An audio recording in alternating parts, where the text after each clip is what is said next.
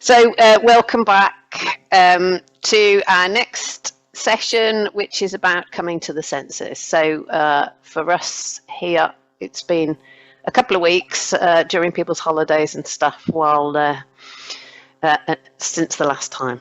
So we'll try and remember a little bit about what we did last time, as well as going on to new areas of thinking this morning.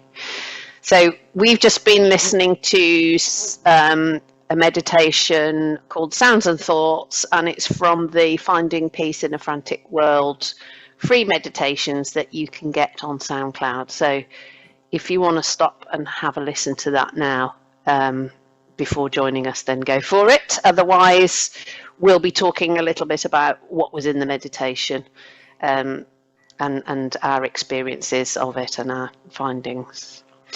So Sounds and Thoughts meditation. And we were just saying, as soon as we came out of the meditation, we were just making some comments. So perhaps we could just recap on those comments, and then I'll tell you a bit of factual information about the meditation. So Leslie, what did you say about that particular meditation? I just love that particular meditation. It always makes me feel emotional because he just gets it so to the point. And it's not complicated. It's just really to the point. And and his voice is just, well, I'll say no more. He has got a very lovely voice. This is Mark Williams we're talking about, who co-authored the book and is reading that particular meditation. Yeah, and it is a very soothing voice, definitely. Yeah. It is soothing. Yeah, he is. Yeah. So, yeah, he's a lovely guy. Have you met him? No, I haven't. I've just listened to him a lot and read his books, and it's just, yeah. Okay.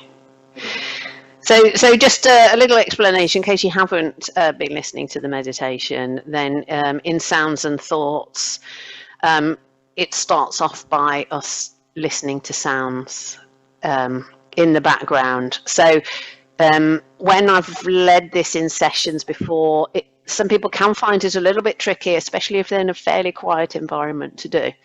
So I don't know how you found that this morning, Anne and Leslie, whether you'd got sounds going on that you could kind of weave into your meditation or... It was quite quiet this morning, but I do have a very, very quiet ticking clock, which is to my right.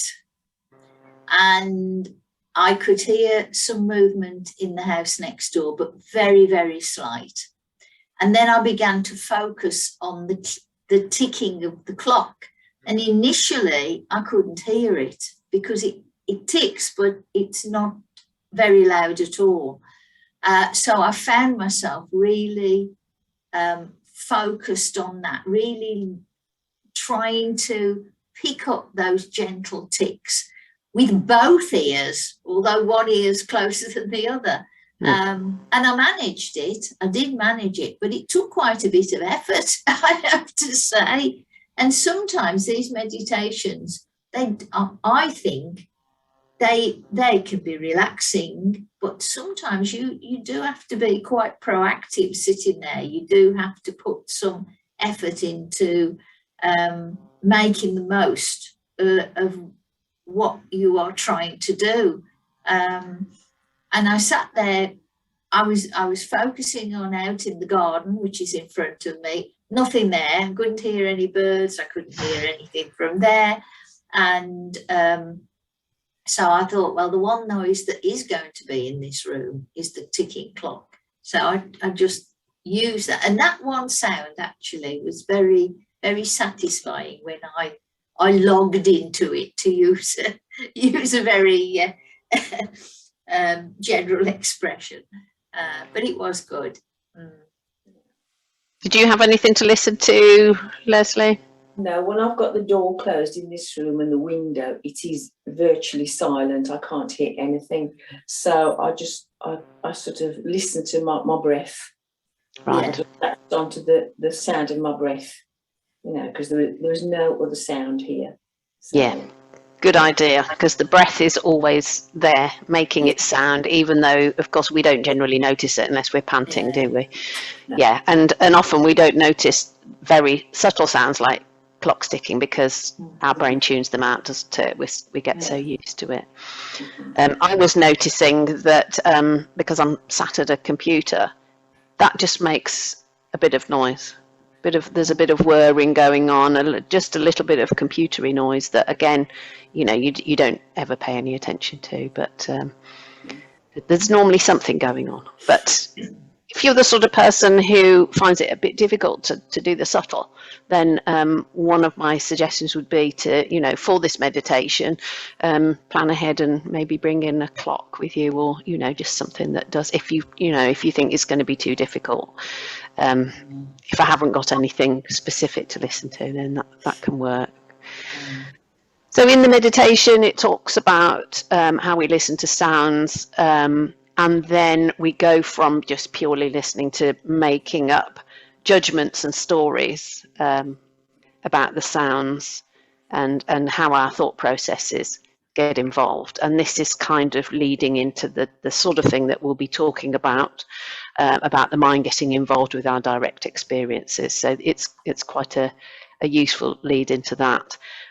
We've talked about sounds before, haven't we, in previous sessions, and about making our stories about those, like our workmen, and making our stories about and our judgments, and then the ensuing emotions that go on about, getting cross and uptight about, oh, well, they should turn their radio down, they should, not start so early in the morning, or, etc. So in this meditation, it talks about just letting the sounds be as they are without judgment, and, just trying to practice that. And then not trying to control things, letting things come and go, like clouds in the sky. That's quite a nice metaphor. And looking at things as mental events. So, all of these things are kind of weaved into the meditations that are part of the basics of mindfulness, and, how we can practice mindfulness and strengthen our mindfulness muscles. So not getting caught up in things, and we can use things as anchors so that we can ignore the chattering mind and the judgment and the goings on, and we can find an anchor to bring us just back to our pure sensations. So in mindfulness, different anchors are used, like the breath, which is always with us. Sounds can be another anchor. Some people don't like focusing on their breathing or their body, and so sometimes sounds can be just used purely as an anchor. And, like some people might prefer to listen to a ticking clock rather than focusing in on their body if there's any kind of issues that they've got with different body parts and whatnot. So that's kind of worth bearing in mind. Good. So sounds and thoughts then today, and introducing doing mode, being mode, doing mind, and being mind. So let me bring up a handout to get the juices flowing.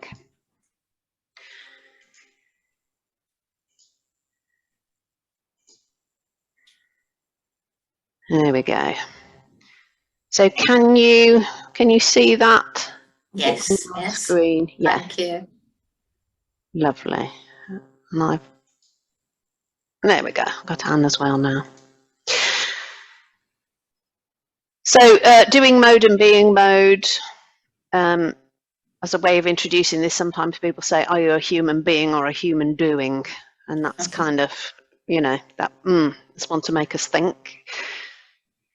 So most of us spend a large proportion of our daily lives in doing mode, which involves doing stuff, getting things done, might involve multitasking to accomplish lots of things, or working towards our larger goals.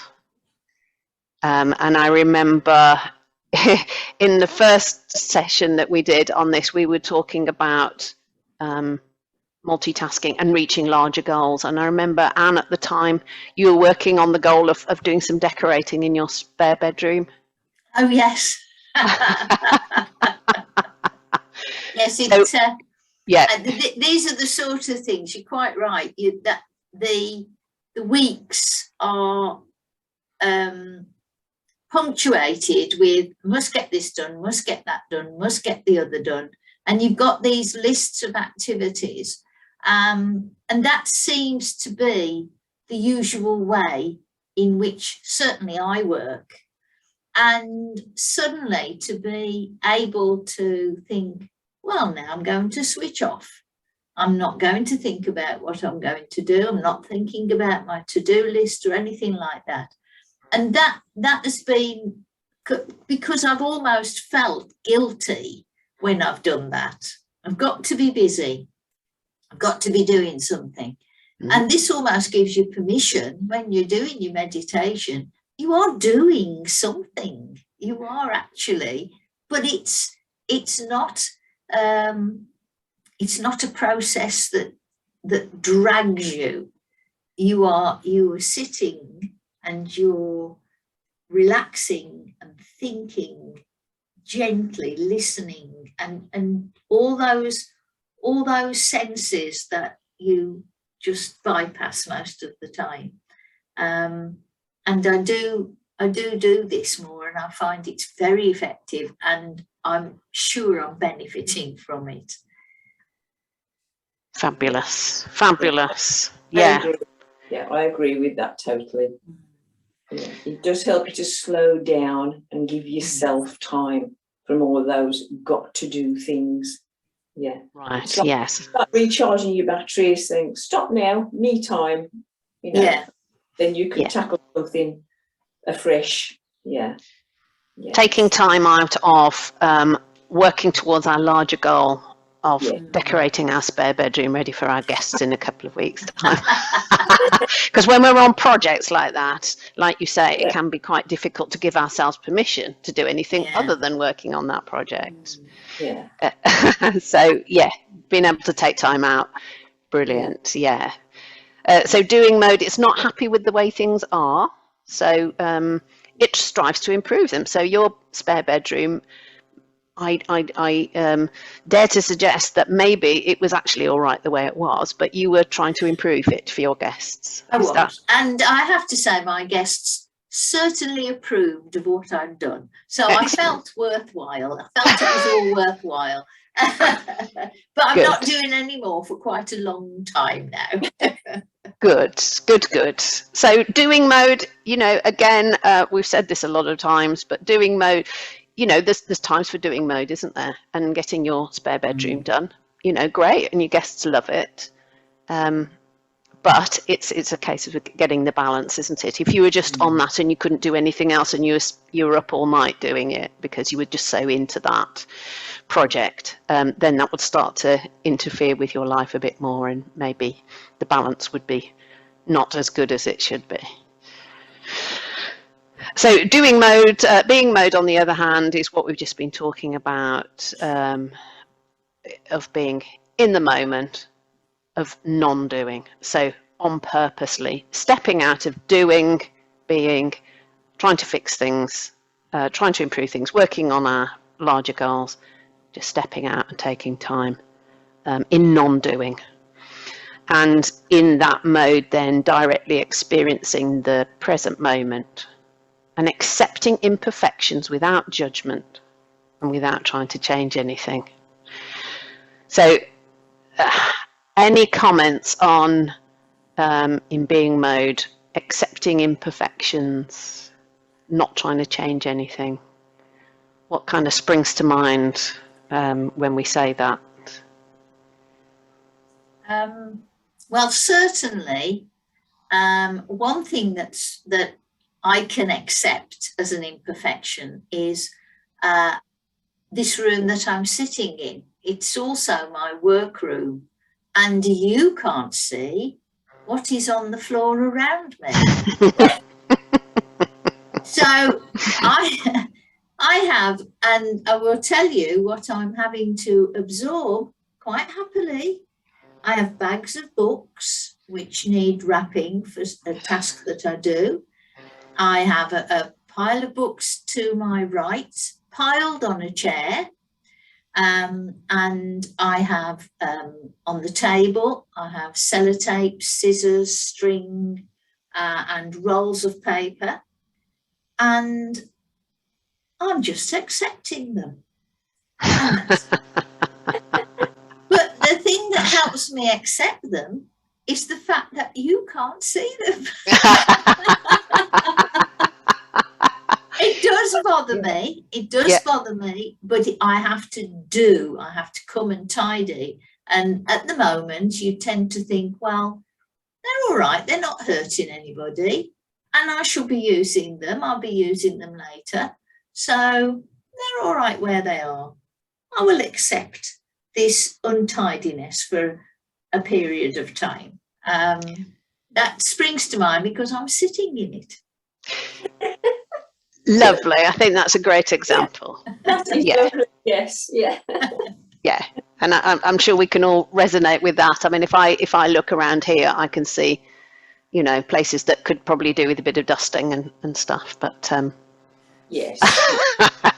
like you, I'm just zoning those out. And Yes. I think on camera, maybe you can't see any dust or whatnot. So I hope so. And I'll hold a hand up as well. My couch is behind me, but you can't see what's underneath it. There we go then. Lovely. So in being mode then, and we're accepting our you know, all the stuff that could absorb us and take us away and distract us, but not, because we're cultivating the ability to just step out of that, just take time in being mode, which is great. So are you happy at the moment with your balance in life of how much time you spend in doing and how much time you spend in being? I think I am relatively, because I have got better since we've been doing this. And I have tried to get that balance better. Sort of now when I'm working sometimes I think, that's it, I need a break and I'll take a break. Whereas before I'd sometimes think, oh, I'll just get this done first, or I'll just do that. And I think, no, I need a break, so I'm going to take a break. You know, and I think that's helped me a lot. It has. You don't get burnt out quite so much if you can do that. Yeah. That's great. Yeah, because there's always more stuff that you can do or improve on or work on or always, isn't there? The list are never ending, are they? Never, and they're never going to end. No, that's right. And if it does end, you'll make another one anyway. Because that's the human condition, isn't it? Yes, it's true. We will look for things to do and new projects. Well, I mean, I'm speaking for myself, you know, but I guess that resonates a bit. Yeah. Yeah. Yes, I must admit I'm still a little bit lopsided. I find I'm more doing than being, but I am trying really hard to get more time out. I am loads better than I was, I have to say, loads better. But there are still some days that seem to completely demand that I'm doing from beginning to end. And then when I go to bed, it's too late then to have a being session because I'm in bed. So the benefits of just being are during the day when you're wide awake and all your senses are functioning fully. No good doing it in bed. I've tried to sneak it in, to pucker it in before I go to sleep, but it doesn't work. It's got to be during the day. And I've had a being session this morning apart from the one we've just done. Fabulous. I sat with my cup of tea after breakfast and thought as best I could nothing. I did nothing and I thought about nothing. Hard, very hard, but I did do that only for about 10 minutes, but you feel so much better even if it's just 10 minutes. Yeah. So even if you're just focusing in on the cup of tea itself and how it tastes and what sensation it brings and all the rest of it. Yeah, that's another thing we've... Yeah, it was a very nice cup of tea, I have to say. Good. Because that's another mindful activity, isn't it? I mean, we've In our sessions, we did some mindful eating, but obviously mindful drinking is something you can do as well, you know, just taking time out and actually just thinking about your cup of tea instead of having your cup of tea, not noticing, and you're thinking about your to-do list. So, yeah, fabulous. So, so flowing on then to primary and secondary experience. So in the last session, we were talking about primary and secondary suffering. So we were talking about how we can experience things, and then we create additional layers of suffering on top because of the way we react to things that are happening. So this is kind of in a similar vein, primary and secondary experience. So mindfulness practice emphasizes being aware of or experiencing things directly through the senses. So that is your primary experience, things that are just happening before you start to think about them and start to make judgments and start to make stories about them and so on and so forth. So that's a contrast to where the experiences are filtered through thoughts and ideas, making the secondary experience. So when we were talking about primary suffering and secondary suffering, we were talking last time about a train's late.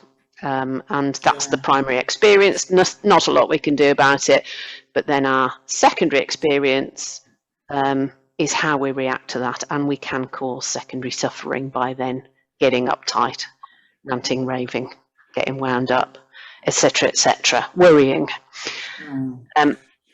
So experience is filtered through thoughts and ideas. So let's just think of some examples when we experience things directly through the senses, and then what happens to those when they start to get filtered through thoughts and ideas. So anybody got an example that just springs to mind about an experience that is directly through the senses? I always think the sense of smell is particularly evocative, and this actually it brings back a good memory, but along with a good memory it brings back an unhappy one, and that's what I don't like to think of. And it goes back to when I was very young.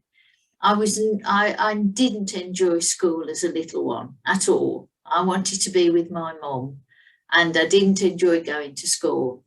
But I was helping a friend recently, and she was doing some work with some children, and out came the box of wax crayons. Well, a smell of wax crayons initially takes me right back to the classroom, takes me back to when I was 5, 6. And I smelt those momentarily, and I thought, oh yes, that was nice. That was a lovely memory, but I can remember the trauma where I lived. It was a short walk to school, and in those days, children went to school on their own. 5, 6-year-olds went to school on their own. If they hadn't got roads to cross, they could walk to school. You don't do it these days, but we are going back a considerable time. And I got to the point where I was old enough to walk around on my own, but I used to get, and I remember this vividly, I used to get almost to the school gates, then I'd turn around and run back home. And of course, my mum would end up bringing me back to school. So I was always like, this went on for ages. And whenever I smell crayons, the first thing that comes to me is almost pleasant. School. And then I think of that, and it was such a long period of time. And it finally stopped when the headmaster sent for me. And I had to go and see the headmaster. And he just said to me, you keep coming in late. You can't keep coming in late. It's not fair on your mum and dad if you do that. And of course, once he said that to me, thought, oh no, that's not fair, no. And after that, it was almost that a switch had been switched and I was all right. But when I smell crayons, that's the secondary experience that I get, is of this, and I can feel it. I feel that just as strongly as it was when I was little. And it's easy to dismiss it now because of the age I am. But when you're that small, it's overpowering. And that's something now, the smell of crayons. And I hadn't forgotten it until I smelled this box of crayon. The old wax ones, not any of these fancy films or anything like that. It's the old solid wax crayons. Yeah. Right. Well, that's a touching story. Yeah. Have you got any more recent positive experiences with wax crayons? Well, I did have. I sent some to my granddaughter, and the first time I opened the pack of them with her, and I said to her, I said, "Oh, these crayons remind me of when I went to school." But at the time that I was talking to her, she wasn't old enough to go. And I said, and when I sniffed them, so then every crayon had to come out of the pack to be sniffed. And she said, they all smell the same. And I said, yes. I said, no, they don't smell, because they're different colours. They don't smell differently. I said, well, I've never noticed that they do. Well, they all smell the same. And I said, well, do you like them? Yes, I like them. So that was positive, really, wasn't it? Right. She liked them, so, yeah. So maybe if you keep doing nice drawing activities, maybe. Yeah. Okay. So experience is getting filtered through our thoughts. I mean, that's a very powerful example, isn't it? And I think smell is very evocative, isn't it? And gets lots and lots of memories going, and then lots of bodily sensations that follow. That's really interesting. I used to have the same thing about tinned salmon, because when I smelt it, I used to think of going to my nan's house, and she was very, very strict.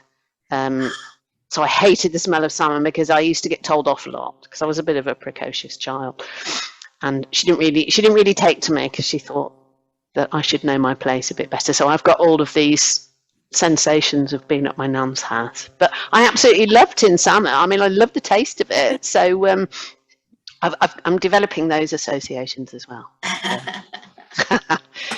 Yeah. Good. Anything to add, Leslie? I think a sort of a happy memory for me was my mum always worked, and I used to spend a lot of holiday time with my grandma and my auntie, who lived together. And we always used to clean and polish together. And now the smell of polish, even now, takes me back to being with my grandma. And right. That's a good memory. That's a lovely memory. So that's a really positive one. Yeah. It is, okay. Yeah, it is. Yeah. So if we were doing a smelling meditation now, what would be the point of trying to just purely smell what that was like, and just explore with our senses without, going into stories and, what is the point of that? What's that all about?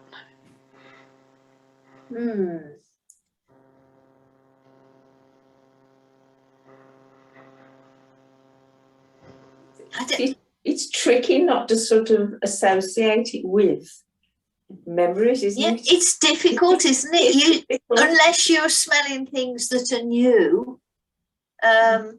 Because I actually think more than sounds, more than seeing things, I think smell is the strongest sense to jog your memory.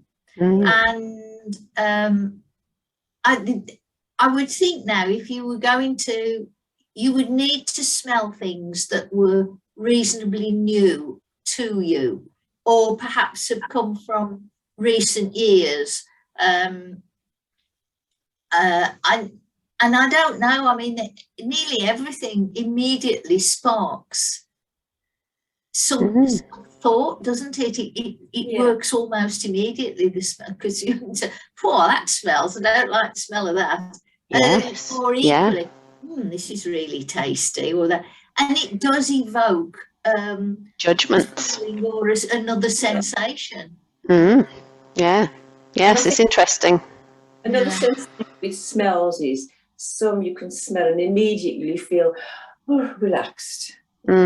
Yes. Smells just do that for you. Yeah. You know, relax you straight, make you feel Yeah. So again, it's a bit like the sounds one, that it can be quite a tricky one to do. Yes. Especially, with sounds, we're saying it can be quite tricky if it's more subtle.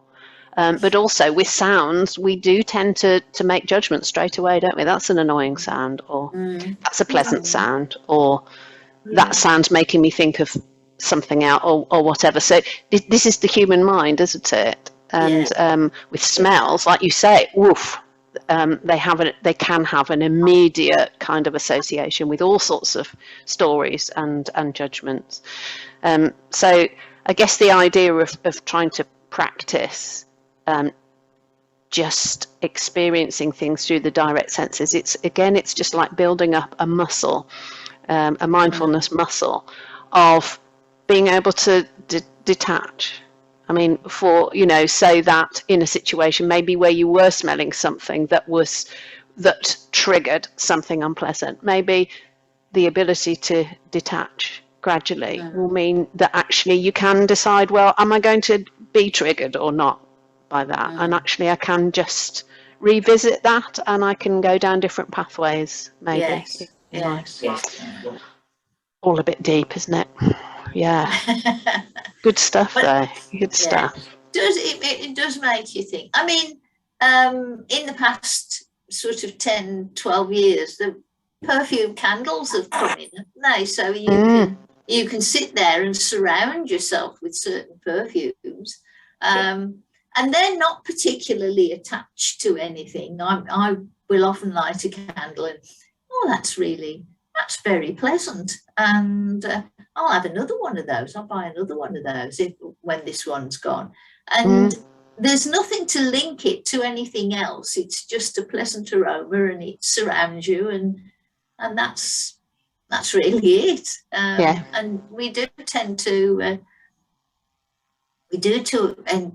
enjoy that experience, and it's very helpful having a candle when you are meditating, even though you may not be looking at it. But it would be nice if there was a lavender or a sandalwood or something like that was surrounding you while you were doing your meditation. Yep, all good stuff. Yeah. So lots of thought provoking. Again, no easy, no right or wrong, is it? We might enjoy the sensations, like with the furniture polish. We might really like having that trigger and so on. But again, I suppose mindfulness is just about being able to make choices rather than our mind just carries us into a place whether we want to or whether we don't. We can start to learn to have choices about it. So moving on then to doing mind and being mind. So, very, very closely linked with the being mode and doing mode. So mindfulness suggests that we spend a lot of time in our doing mind. So we've got some awareness of our direct experience, but we do a lot of thinking about it, which creates our secondary experience. And thinking about the experience involves adding layers to that direct experience, because we tend to label and we judge and we compare and we analyze. And mindful practice encourages us to work on spending more time in our being mind, where we're just focusing on primary experiences. So those are the things that we directly experience through the senses, and we accept them, and we don't do too much of the thought processing. So let's have a look at a diagram to illustrate doing mind and being mind.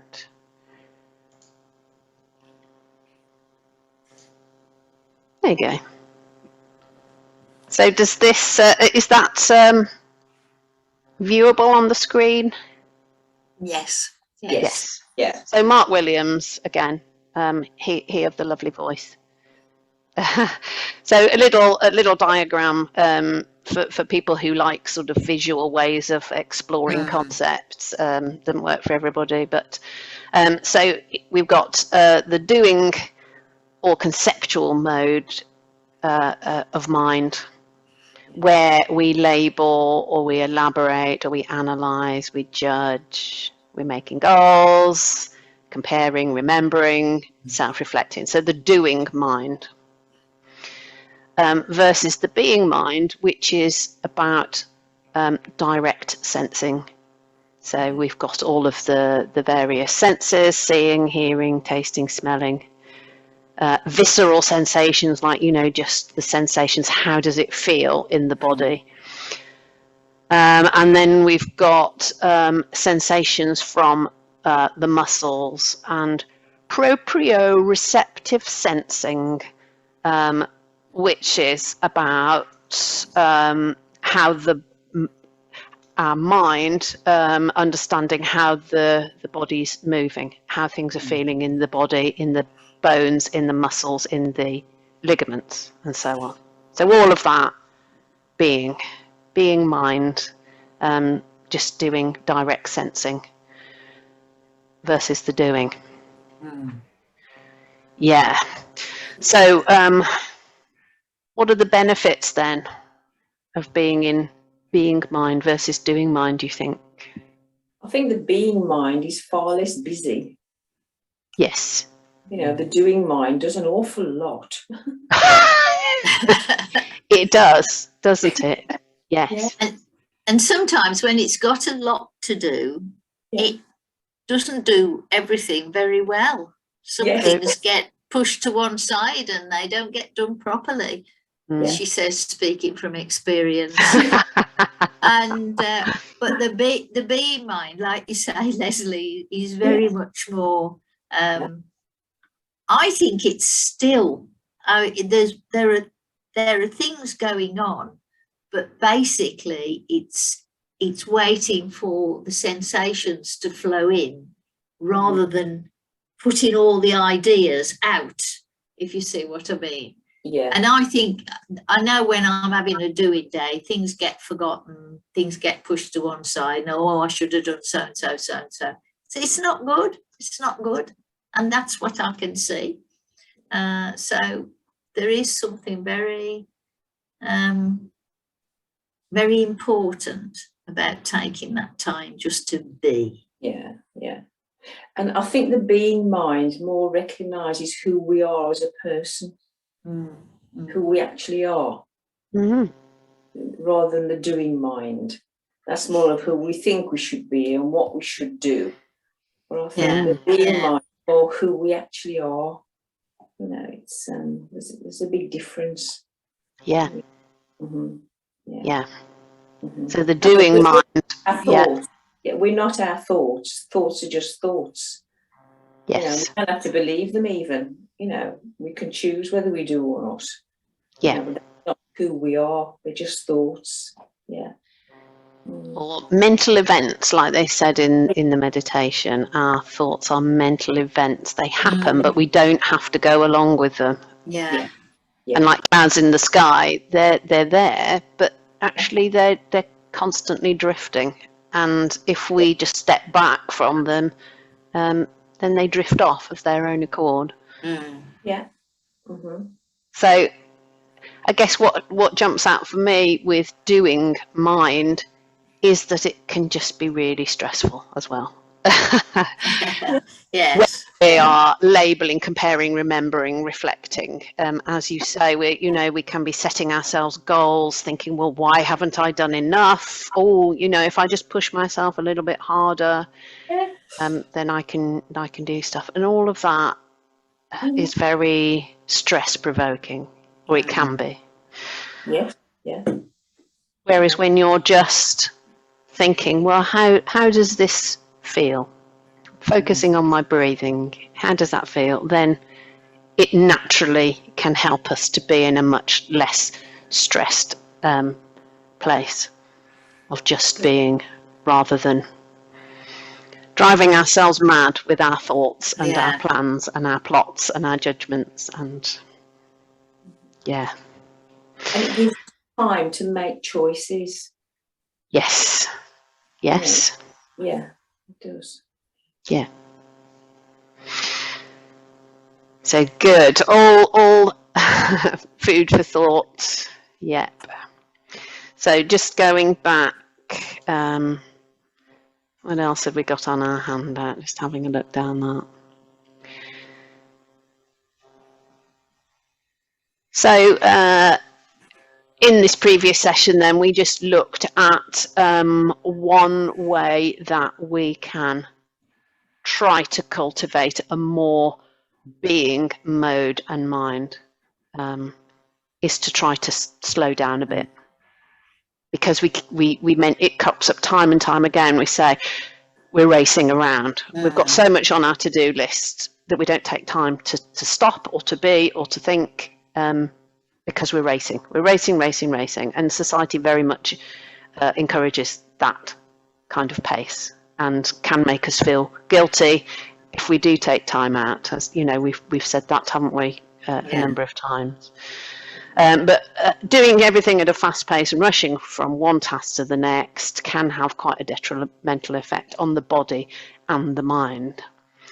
Because when we're racing about, we activate the stress response in our body, which activates the release of stress hormones, of adrenaline and cortisol. Those can raise our blood pressure. Of course, that can have knock-on effects, make you more prone to heart attacks and strokes and all those, nasty things. And over time, it can weaken the immunity, having a constant stress response. So that's quite an interesting one. It activates the alarm system. So then it becomes a bit of a habit. Your mind looks out for more threats and things to worry about. It's like a self-perpetuating kind of thing. And that can have a knock-on effect on our emotions. Oh no, there's always a big threat, and when then there's a bigger threat and a bigger threat, and the world becomes a more threatening place. So that can impact on how you behave as well. You can then maybe get a lot more cautious about what you do, or a lot more worried about stepping out, doing new things, etc. And it can make you in reactive mode instead of responding mode. So when the world seems a very fast-paced, stressful, dangerous kind of place, reacting rather than, again, I have got a choice. I can step out. I can respond differently. I can slow down, and I can be. So a way to switch from doing to being is to try and do things more slowly. So it takes us away from our normal hurried way of rushing about getting things done, and gives us time to be more aware of our direct experience of doing things. And then in being mode or mind, we get the opposite. We stimulate the relaxation response, and then the nice hormones kick in, endorphins and serotonin and all the rest of it. Loads of stuff. So what sort of things do we do hurriedly, and what can we try and do more slowly? So if you're doing work in progress, how can I weave mindfulness into my mind?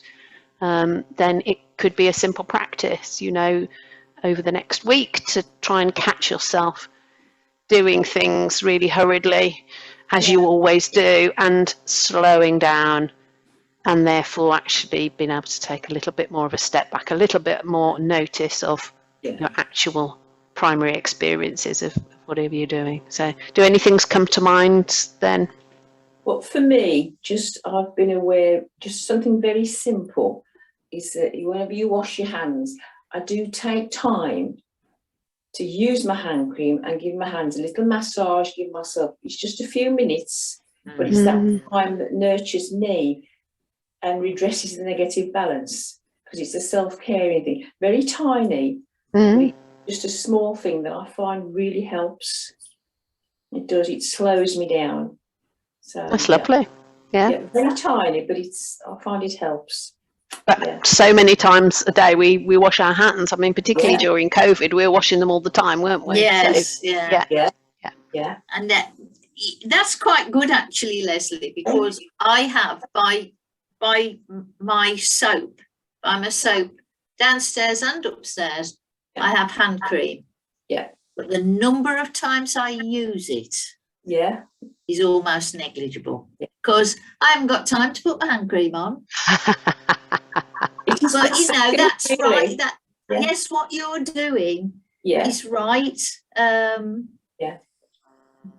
it's there, and just occasionally I think, oh yes, I'll put my hand cream on. But in the main, it's dry my hands and then I'm off to do something. So that's really quite good, isn't it? Yeah. And hand massage is always a good thing. Mm-hmm. Mm-hmm. Yeah. I would that. Yeah. So I guess showering and stuff as well. We tend to do on autopilot and rush it all quickly in the shower. And without. If your mind's racing when you're in the shower, I mean, where is it? I mean, you could be thinking about different people, different places. Do you want all those people in the shower with you? You don't? Actually, no, not really. No, we don't, do we? And all those lovely smells we're missing out on. And yes, you're right. We're giving ourselves a mini massage in the shower, aren't we? And when we're washing our hair, and so on. So just a little bit more slow movement, giving yourself a nice bit of head massage, bit of neck massage, whatever, and smelling. Because I use, wherever I can, I use nice smelling hand wash. Yes. Because then I can smell it more. And, as I'm moving my hands around after, I get little sort of nice wafts of stuff, which would be the same with the hand cream, wouldn't it? Yeah. Mm-hmm. So, smells are very, smells are very powerful. They are. Yeah. They are. So smells. And we've said things like, slowing down, having your cup of tea, or eating a meal, or, anything that you're doing where you can focus a bit in on your senses, then some self-care. That's lovely. So that's where we have to leave it for today. So thank you so much. Another very enjoyable session. Yeah. And I hope you have a lovely mindful week, and I look forward to seeing you again next week, all being well. Lovely. Thank you very much. Thank you very much. You. Bye for now.